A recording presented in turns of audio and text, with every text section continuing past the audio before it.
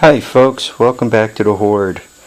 About 12:20, August 6th, Tuesday, just under 75 degrees. Well, I've been trying to get a gas tank set up. I installed that one shifter on the 200S in the driveway, so it's ready to go. All I need to do is throw an air filter on that one. But for that bike and other bikes, I need gas tanks, particularly 200S gas tanks. Gas tanks, you could do one of two things for the 200S, the 185. You could go to eBay and buy a plastic. I'm going to call it a clone plastic. It is not a Clark plastic. It's not some Honda plastic. It is a clone plastic. It's probably a Chinese plastic. They cost about $100. Occasionally you'll see them for like $94.99 delivered to your house. So there's a $100 bill to get a gas tank. Or you can try to clean up a gas tank. And I just spent a little time on this guy. This guy is the one that was sitting over here. Sitting right here, just like that. And if you take a look at it, it's not too bad. It's got a couple of dents, but on an all-terrain vehicle, a dent kind of means that you didn't live your life in a garage. Got some patina. So those things aren't horrible. I don't care about a few dents. Where the problem lies is when you see this stuff. See this? That guy there? I don't know how well you can see it. Let's put some sunlight on it. When you see like that there, this here, that there. That means what you got is rust coming through. There's less on this side, but there are a couple. See? That guy, two in a row. And then if you look on the inside, right? As our good friend Pisser loves to say, rust. So I'm not sure what the heck to do with this tank. Now, I saw on, I think it was on YouTube, I'm pretty sure it was on YouTube, I live on YouTube, a guy had one of these gas tanks set up, and he basically set up a rotisserie. He had a bar going right through here, and he had it set up on a vise, and he put gravel from a fish tank. So aquarium gravel is what I guess you'd call it. So he put that in there, and he had it on slow, and it just turned around slowly, and he had to go, that's counterclockwise, and he had to go clockwise for a while, and he moved it around such that the top was low, then the bottom was low, and so forth. So as it was going around, it got all crunched up pretty good. Then he dumped the gravel out, and he blew it out, and it was clean inside, unbelievably clean. But I think once I get it nice and clean inside, my next discovery is going to be holes, right? I'm going to have all those holes. And further, when you see a tank that has grown that much rust, I think what I'm going to find is it's pitted all the heck. I dumped the gas out of it, and that was the material that was left behind. I got sun in my eyes. I can't see how well you're seeing.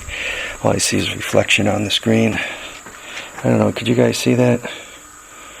So that's what was that's what's left behind.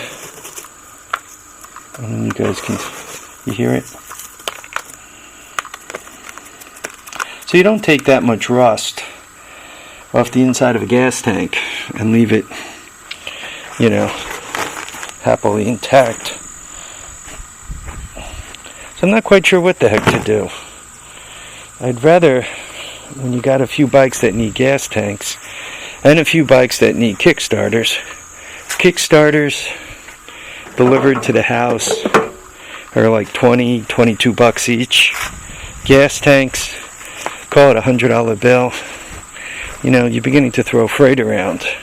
But on the positive end of it, I figure if I leave this out in the sun, hopefully it bakes itself up, and hopefully I remember to bring it in so it doesn't get rain in it again.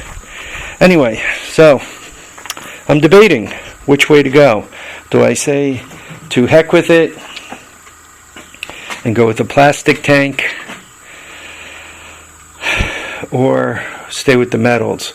Part of the other problem with the plastic tanks, it looks like they use the kind of petcock on the bottom like a Kawasaki uses. What Kawasaki uses is they bolt. They have 2 screws that go into the bottom of the tank that holds the petcock up, and you tighten up against a gasket. They do not have a flange put into the tank. They just go with a petcock. My lean would be to just get a quarter-inch pipe thread on one side and a quarter-inch barb fitting for a hose on the other side, and just put that on there. Just screw it right in there and use that. That would be my lean. Or to make a plate for the bottom, screw it to the gas tank as they do, you know, put the gasket on there, probably put some semi-permanent gasket material, something that stays soft and pliable, put that on there. Once again, just thread the whole, you know, a plate, and put a barb fitting on there. That way you don't have the valve attached to the gas tank, so you're not up there flicking it on and off and so forth, rocking it back and forth on those 2 screws, which eventually will loosen up and drip, especially if it's an aftermarket gas tank, right? They have a tendency to make aftermarket stuff a little bit thin.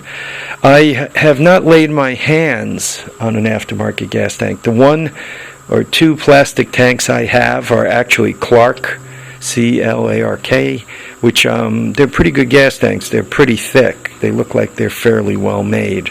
The $100 gas tank, once again, you got to get a barb fitting, which is only a few bucks.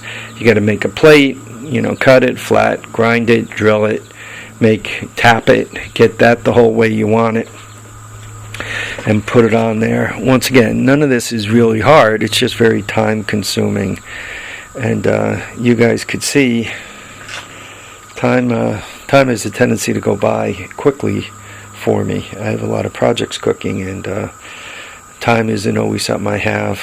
By the way, the leftover gas from that, it's sitting there in the jug. I don't dump anything on the ground.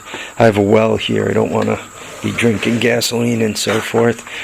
I'm probably going to pay for some of my sins of youth enough when I grow old and discover that I shouldn't have burned that mattress and inhaled the fumes. All right, folks, live, love, and have a great time. I'm willing to take some suggestions on gas tanks. I don't know.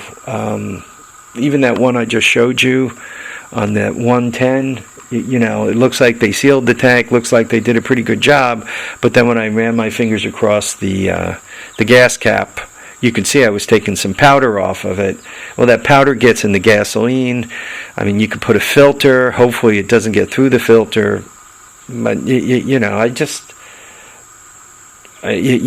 haven't had good luck with any of the gas tank coats. That's the 3rd variety I've seen. The other 2 varieties I've seen one variety that stays semi-soft. You can kind of push your fingernail into it. Didn't much care for that variety. I saw another variety that hardened up like ceramic hard. Maybe it was this stuff, I'm not sure. But the ceramic hard stuff, after a couple of bangs and crashes and all, it was beginning to flake off, and it looked almost like the rust in there, though the metal it left behind seemed to be staying relatively clean. But even with that, gasoline is your lifeblood, man. You want to keep that nice and clean, right? You don't go around dumping sand into your veins, or at least I hope you don't. So I feel the same way about gas. You try to make sure you keep that nice and clean. So I'm not all that thrilled about the coatings, but on the flip side of it, I'm not all that thrilled about the crappy plastic OEM gas tanks. And I'm even less thrilled about trying to track down a good Clark gas tank and paying $200 for it. So I don't know. I guess you own old bikes. This is some of the crap you have to put up with. I wish there